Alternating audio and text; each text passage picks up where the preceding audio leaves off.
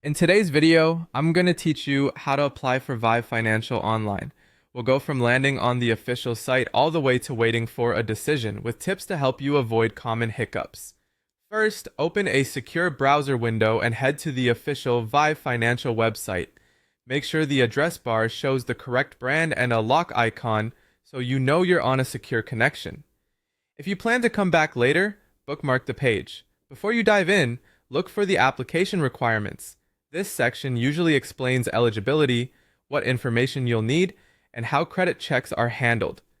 Confirm that you meet basic criteria, such as age and residency, and gather essentials like a government-issued ID and your financial details so you don't have to stop midway.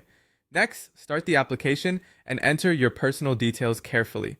Type your legal name exactly as it appears on your ID, use your current physical address, and provide accurate income and employment information.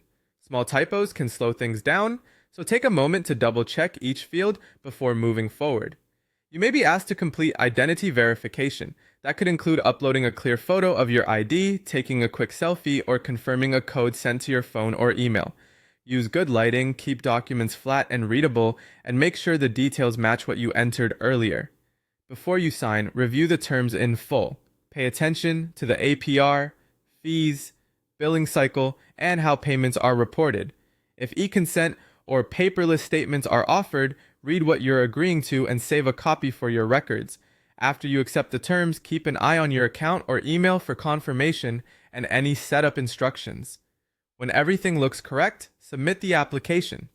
Avoid refreshing the page while it processes. If the site shows an error, wait a moment and try again, rather than resubmitting multiple times. Now it's time to wait for approval. Some decisions are instant, others may take longer if additional review is needed. Watch your email and your application dashboard for updates or requests for more documents. If a decision is pending, be patient and respond promptly to any follow-up requests.